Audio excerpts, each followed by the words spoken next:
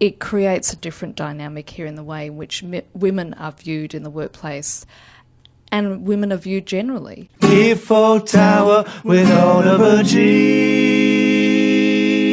This week we got Annette Young in the studio. She fronts the show 51%, and that's on France 24, France 24, you might call it. And this is a show about women who are reshaping the world. Welcome to the show, Annette. Thank you. I'm really happy to be here. I have listened to some of your podcasts and they are great. Thank you very much, Annette. That sounded almost scripted. Just a bit. Just a bit. But that's exciting to have someone on who's actually a listener rather than us just getting them in out of the blue. So we're glad to hear it, Annette. Thanks for taking part. No worries. For the people who've got no idea what the 51% is, maybe haven't even heard about France 24 before, set the scene for us. Okay, well, let's start off with France 24 because I really hope if you're listening to this in France and also around the world that you're actually watching us. And in fact, I've got a bit of a funny story to tell. We love a funny story on the show. Semi-funny, somewhat humorous. But we are broadcast to around 300 million homes worldwide. We are broadcast in English, French and Arabic. And every time there's a program on one channel, it has to be effectively mirrored on the other two channels. So, for instance, the 51%, which is the title of my show in English, has a French sister version called Actuelle. And if you know French, it's a bit of a play on the two words actualité and elle. And for those who don't know what French is... We also love a good play on words on this show, so you're doing pretty well already. Actualité is news, and elle, of course, being she. And then we also have an Arab version as well. And as you said so rightly, Oliver, it's a show about women reshaping our world. And we've been on air now for about, nearly 4 years, I think, coming up to 4 years. And it's been a hell of a ride, but an amazing ride, that's for sure. So what does this mean, women that are reshaping the world? You're focusing on women who are doing something in the world that's, taking us forward or... Yes, well, first of all, let's talk about the title, the 51%. Let's go for it. What do you think it means? It means, Oliver, what does it mean? I think you're putting me on the spot, but just from the top of my head, I'd say... Not quite, because we were trying to have guess about it before you came on. It before. Let me just spell it out. How about you guys are Mr. 49%? Well, I think, that makes sense. 51% of women in the world? Absolutely, yeah. I mean, look, it does vary, but the general stat is that women make up somewhere around 51% of the population, but the reality is that we're not represented the way we should be, given that we make up a sizable chunk. The majority. Exactly, of the population. So that's the reason for the title, and it's to make people think. And what is the show about? The show is about women doing interesting things. And what we try to do is do counterintuitive stories. What do you mean counterintuitive?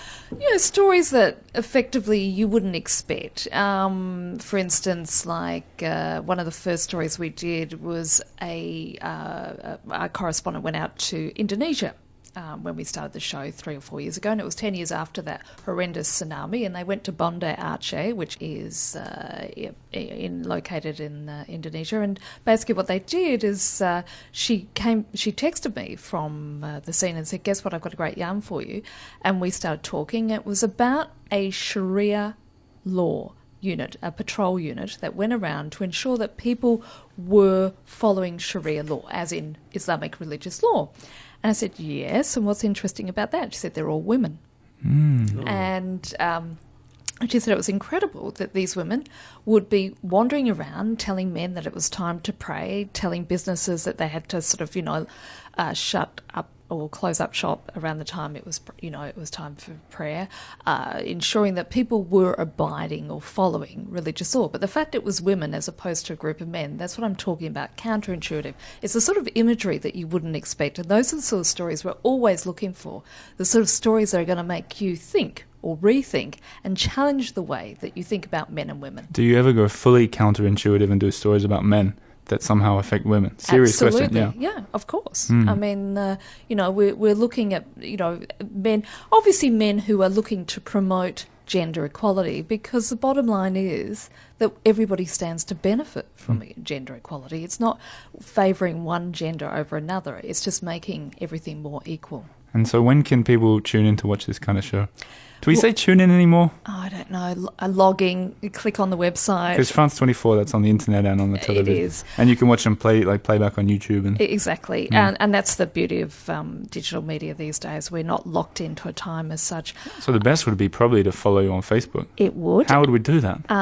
You go to France24.51%. And that's how you find me on Facebook. But if you are interested in watching it, we have a fresh edition every Friday. That's 4:40 p.m. Paris time, 3:40 p.m. London time, 10:40 a.m. New York time, and 10:40 p.m. Hong Kong time. Look This at is that. a girl who knows her time zone. This is someone who also knows how to talk on air, obviously.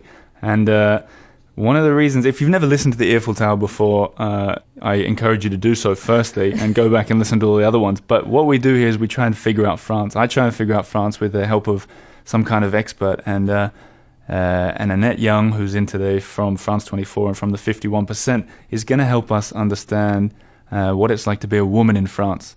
And that's something I can't do. And here's a straight basic question. What is it like to be a woman in this country?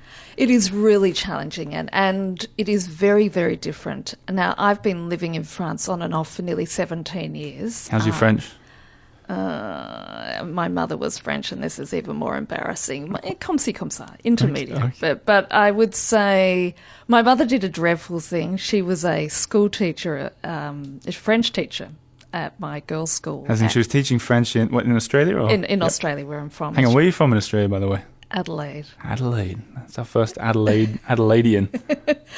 Anyway, so she was teaching French at this girls' school that I went to, and that's a big error because as a teenager, the last thing you want is to have your own parent teaching you in the classroom. Sure. So as part of my teenage rebellion, I did Indonesian instead. As in you learn Indonesian? Oh, wow, what a rebellion. Who's laughing now, Mum, right? Mum is probably, yes, having a good chuckle because, I'm having French lessons 24/7 as I was Is that saying. why you did your first show in Indonesia for the 51%? No, that was completely accidental. How's your Indonesian? It's abakaba kababai, which is how are you? I'm fine, and that's about it. I was actually in Indonesia in 1999 covering the federal elections there, and I have to admit that I realised that I'd forgotten everything. I know an Indonesian word, bagus, Which is? which is very good.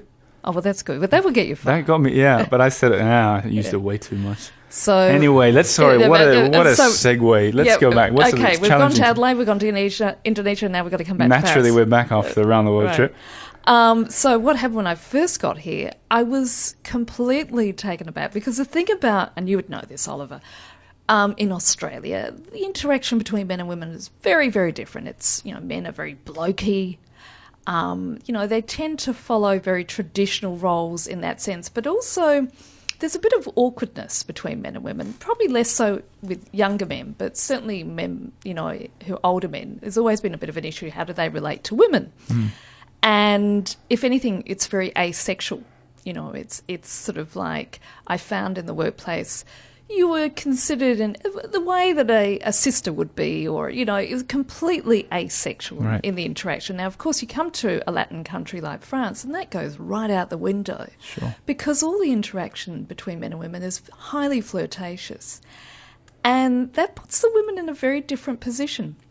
I mean, initially when I first got here, I thought it was lovely. I used to think when I got onto the metro that I must have had someone like, Elle Macpherson follow me, or Claudia Schiffer. There was some 6-foot-tall blonde Amazonian, because I was getting the eye, which I never got in Australia as I walked down, made my way to the seat. And I kept looking behind me thinking, God, who's the blonde bombshell, that these men are all looking at. And it took me about a month or so to realise, actually, they're looking at you. Right. And they're completely brazen about it, which is a real shock for an Australian woman. Initially, it's very flattering to the ego, but then you start to realise that actually it comes with a complete difference of set of baggage. Yeah, and brazen's an interesting choice of word because it's not negative or positive. It's just everything about sexuality and flirtation and romance is very out there.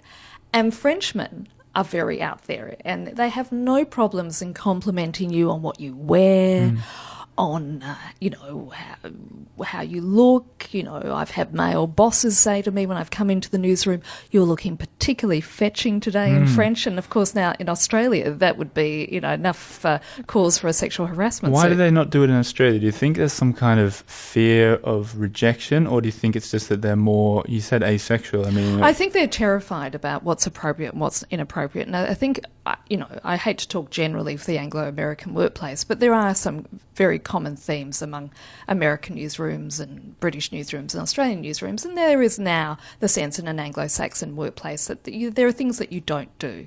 And I think the bottom line is fear, not to be seen to be doing the wrong thing. I would say the problem with Australia is that, and I haven't lived there for a while, but basically it would take a man, he would have to get drunk before he would do anything. Right. That, which is a very different dynamic to how you relate to men and women. I mean, James, I'm not sure where you're from, but I'm relating this very much to Australia, obviously. James is our resident Frenchman, really? Englishman. But you wouldn't know it with the accent. No, half French, half English. Yeah, but you've got a foot in both camps. I can say it that way, yeah. And so, as I say this, would this, as I talk about my observations, do they sort of fit in with what you think about the way men and women interact here? I can see it, but I can't feel it the same way as you are, obviously, not being a woman. But I get everything that you're saying about the French, but I would say that there's a side, maybe it's not just the relationship between men and women where the men aren't afraid of saying things, but it's of a lot of things in general. Like, I find that the French don't hold back on many things that they want to say. If they've got something to say, they'll say it. I think that's very true, and everybody has an opinion, and they're not afraid to express it. But I think the difference in Australia is, whereas in professional matters, for instance, you are encouraged to express your opinion in a newsroom. And again, I can only talk about newsrooms, right, obviously, when I talk about workplaces. But certainly if you were going to compliment your colleague on what she was wearing, that's a completely different ballgame. So, but let's take it back a step. Is this something that France is suffering from? This kind of overt flirtatiousness. Is this a problem for France? Yeah, and I think we saw that with Dominique Strauss-Kahn, and I actually think that was a watershed for this country because it really put into the public arena the whole discussion about how women are treated in the workplace. And a bit of context for the people who don't know who DSK is. This is the former chief of the International Monetary Fund, presidential possible would-be. Well, he had prostitutes and he was, accused of taking part and openly admitted to taking part in orgies, and was sort of caught out by having sexual relations with a chambermaid in a New York hotel about, now where was it, 2011, and it suddenly all these women started coming forward and saying how that they themselves have been sort of harassed by DSK, and as a result it sparked a real public debate, and I do think it was a turning point. I think also what's happening with French people, and again I'll be interested with James because this is my personal observation, is a lot of young French people are now travelling abroad in a way that they never did before, and they're living abroad. They're not just going in and out for a week or two, they're going to live in places like Canada, Australia, New Zealand. Just like we're doing here. Exactly. Yeah. And they're experiencing other forms of culture and other forms of cultural interaction. And I think as a result, particularly for the young women, when they come back to... Maybe getting it and taking it back with them. Taking it back and saying, hey, I can go somewhere and not worry about sort of being in an awkward position or placed in an awkward position by what I feel is an inappropriate comment, but is seen to be part of the cultural fabric. Exactly. And I think the fact that they're going abroad, obviously they see something else, bring it back and think, there is actually a different way. It doesn't have to be the way it's always been or the way that we portray it in France, because it's kind of something that you see from when you're young. So you just accept it, I guess, as like semi-normal. I mean, it's not something that's as shocking that it would be if it can happen here. But I think, for instance, the kiss, the biz, as we call it, the interesting thing is when I just walked in here, Oliver and I, even though we're two Australians living 12,000 miles away from home, immediately did the biz. There is no way in the world, Oliver, as much as I think you're a nice guy, that if we'd done this in Australia, you and I would have been kissing each other. No way in the world. No way in the world. You would have punched me in the arm, probably, right? I was just, said something like, nice to see you, mate. Yeah. And that's the difference, because immediately it's a very, you put in a lot of pressure on the way that we interact. We put people in a very close and sort of, for me as a woman, somewhat challenging position where my personal space has suddenly been very much challenged. But it's not, when you're saying that, it's not necessarily the man who comes in to do the biz. No. But if you're doing it with, say, your boss... Okay, different thing. And as a woman, that's a double Is whammy. that something you do? Yeah. I mean, if the boss expects it... everybody does it in France, right? I mean, and it's a very unusual dynamic because there is no way in the world could I ever see myself kissing the cheeks of the former news directors of Channel 9 or SBS or ABC or, the editor-in-chief of the Sydney Morning Herald or various places that I've been working at. what's the solution then? I don't think there's any... I mean, it's just a way of operating differently, but I do think it creates a different dynamic here in the way in which women are viewed in the workplace and women are viewed generally. I think there's something very nice and healthy about it in some way, in that sexuality, flirtation is seen very much of the sort of fabric of French life. But it also affects women, I think, in an old-fashioned way, perhaps, of, where men tend to see them more as accoutrements. That they, well, it's the men running the show, really, isn't it? It's taking the upper hand from the beginning before the woman's even said anything. And there's a lot of Latin male ego too that comes into play. And, I think it's a very different sort of setup than what I was dealing with in Australia, that's for sure. I thought it was interesting how you said that it took you, what did you say, a month or so when you arrived here, because I heard of a woman, I think it was a friend of my mum, who said, I'm going to go to France for a week and I love it there because the men actually give me some attention. And it's probably, maybe she hadn't passed this magical 1 month period where you go, hang on a sec, this isn't actually that nice after all. I think it's when you start working Yeah. and you're dealing with day-to-day life, it suddenly takes on a very different hue. Question, what do you think about the word mademoiselle? Now, I know a lot of young French women struggle with that and prefer to be called madam. And for me, I don't have as strong as an issue about it. I mean, in some ways... So how do you react if the old butcher says, okay, mademoiselle, this will be too... It's really funny because I think if I was 15 or 20 years younger, I'd probably be more affronted. Now that I am the age I am, it's like, hey, yeah, whatever. For the listeners who don't know the age that you are, can we put a ballpark figure on that? I'm very upfront about how old I am. Okay. I'm 54. Okay. So, yeah, and I've been, Being called Mademoiselle then is... it's an absolute compliment. But that's interesting because I actually did a story about this recently. I interviewed some women from Aussi le Féminisme, which is a feminist in France, who are particularly against the word mademoiselle. In fact, they walk around with badges that have the word mademoiselle crossed out, and they hate it. They hate everything about it. Even though it's the only word you could use for a little girl, for example, apparently, like you'd say, like an 11-year-old or something like that. Right? Well, yeah, with it being the way it's used now, I mean, to call a 5-year-old madame... Yeah, of course. But they think the word should be absolutely killed because there is a French equivalent for a man, which is damoiseau, I think. But it died... what was that?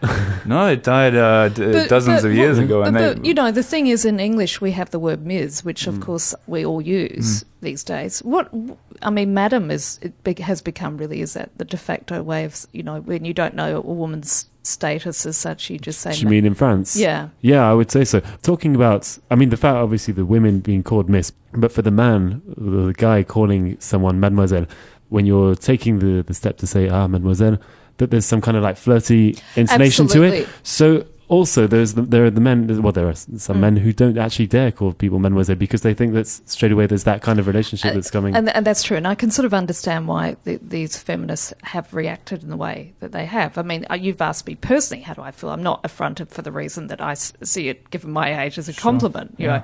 But having said that, I'm also very aware of all the connotations that are attached to such a word. Yeah. You know what? I lived for a while in Sweden, and they're gender equality on steroids, and they've got a gender-neutral pronoun. Yes, I am aware of that. So hen, hen, exactly. Oh, very, very good. So they got a word for if they don't want to say his or him or her. Yeah. And they take it to the next level. Which it sounds weird if you've not thought about it before, but if there's like a so criminal. Let's say there's a criminal and you don't know what they've done, and you're writing about it in the newspaper, and when you write in English, you can't say he broke into the apartment or she broke into the apartment, so you say hen. So why are they doing that? Just equality, gender equality. Is that equality? I think anything which challenges the way we think should be applauded. I mean, for me, I think, it would be very difficult, I imagine, in the French language because of the use of masculine and feminine. And they can't pronounce H, so it would be N. That would be problematic. I don't know how they would do beginning. it, but look, I think any attempt to get us to rethink the way in which we operate as men and women, And that's essentially what the Mademoiselle thing is about, and the hen thing about. It's about getting headlines in the paper, getting people to rethink what age-old, changing divisions. attitudes, because we're all hardwired. I mean, the fact of the matter is, if you put me on air reading the same news script as a man the same age as me with salt and pepper hair, as a viewer, who are you more likely to believe is more credible? And, we are hardwired, both men and women, to automatically think the guy with the grey hair has more authority. And that's what our show is attempting to do, is sort of challenge those very deeply held cultural biases that we're all guilty of having. I heard one, I was last night talking with a journalist who won't be named, know her name, but she's a French journalist, and she was telling a story about how she likes to get her sources when she talks to people. And she'd say, I'd call the head man, and I'd say, hello, monsieur, and I'd call the second head man, and I'd say, hello, monsieur, and then the secret is to get to know their assistants, and you call and you say, hello, madame, and I was thinking, like, if you said that kind of thing in Sweden, just automatically assuming assistants are all women, you'd be lynched. That's Absolutely. it. And that's what, I mean, I think this is something that you've talked about before, is that journalists perpetuate this without even realizing it. But we're all guilty of it. We are all guilty of it. And I do think, however, it is a generational thing. And my great theory is that there's a dividing line of 35 and above and 35 and younger. And I think in terms of the way in which French people think and operate, I think, for instance, French people under the age of 35 are much more likely to speak English or another language. They're more likely to have lived abroad or travelled. And I also think for attitudes towards men and women, that's also the case. So 35 is like the magic cutoff. Yeah, because it's most likely people of that age have grown up with working mothers. Sure. Having a working mother in a household creates a very different dynamic to, say, my generation, where my mother was dabbling as a school teacher effectively, but primarily a housewife. I'm going to get back to that idea of working mother in a second. Wow, we're already running out of time. But firstly, we like to talk about things that are a little bit off topic on this show, and you reminded me of something, the 35 being the magic cutoff. I recently discovered the magic cutoff between when you say bonjour and bonsoir, and it's... Oh, what is it? I've got it. Yeah, it was 5:58 p.m.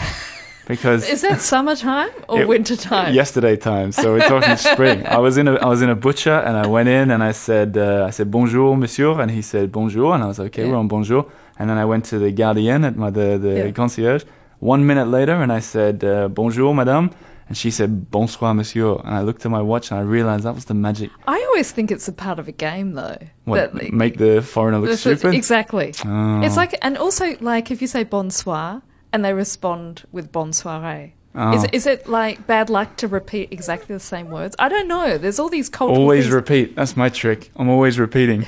But for this, we got just a couple of minutes left, and we're going to touch on something really quickly. Working mother in France. The most popular working mother at the moment is Marine Le Pen. Marine Le Pen, the leader of the National Front, who's a single mother of three, I think. What is, in short, because we're running low on time, how are women reacting to her, and is she It's very popular with them as interesting. well? It is very interesting. I mean, she's been very clever in seeking out the women's vote, and that's absolutely key in this election. But, for instance, the sort of the far-right National Front Party also has a far-right faction within that party, and they're calling for changes to state law, if indeed they win power, which would roll back the right for a woman to obtain state reimbursement for an abortion.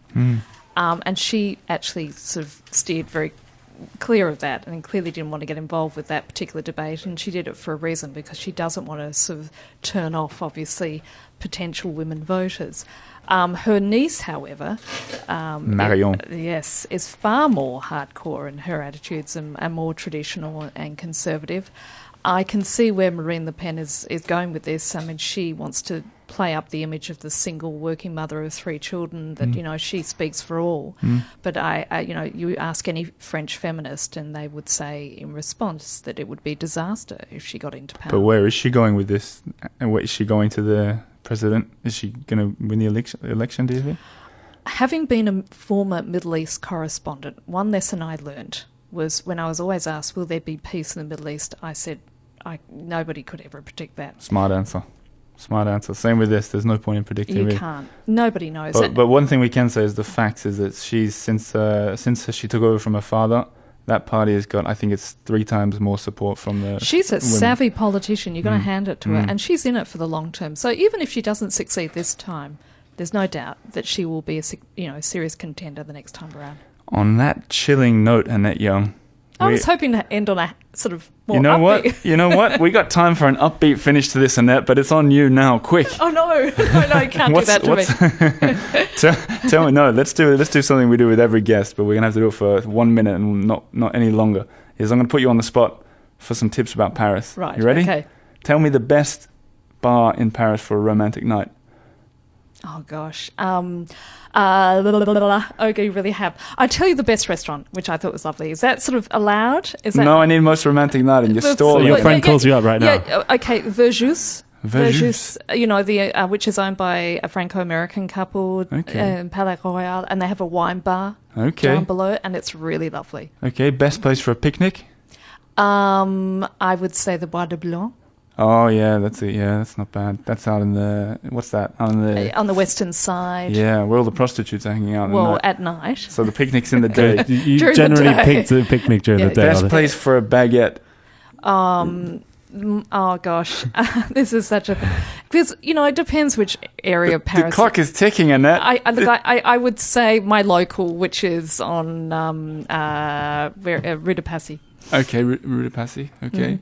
Where is that? in the 16th. 16. Ooh, not far from France 24, right? That's right. Not That's the bad. reason why I lived down there. Okay, 2 more questions. Where's the best place to get an Australian cappuccino or flat white? Fondation. Fondation in the 3rd. I'm particularly partial to Katoom's coffee. Oh, I do think Katoon, but I heard your podcast with the owner. Tom Clark, the owner, Yeah. episode Oh, 3. with that his gives man it away bun. now, With his yeah. man bun. I used to have a man bun You man used when back in those days. Thank goodness you don't anymore, Oliver. Okay, Tom, I hope you're not listening to this episode. I quite like your hair and I like your coffee.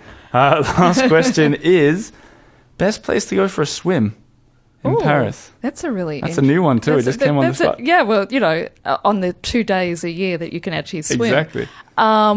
I would say, is it the Josephine Baker? Josephine Is it Baker, yeah. Cool. That would be it. Or is it Pontoise? Is that the other one? The one on the maybe I'm getting the names wrong. On the 15th? No, not the 15th. I'm never straight to the Yeah. 15th, and No. we're talking I this side of the know, river. you hipsters, you. You know what? My favorite Oliver place doesn't for cross any bridge. Yeah, I can never cross a bridge. My favorite place to swim is the Bassin de la Villette, where I Where? swam for the 1 day a year last year. Where they And let it's us swim. apparently really there's far, a Ollie. big move now to allow people to swim there, and they want to push to allow people to swim in the Seine. I think that's exciting, and that's Yeah. what I would call a good note to end the episode on. Indeed. So thanks so much, Annette Young, for coming in. Find them on Facebook, the 51%. Follow France 24 while you're at it. Follow the Eiffel Tower while you're at it. The Eiffel Tower on Facebook.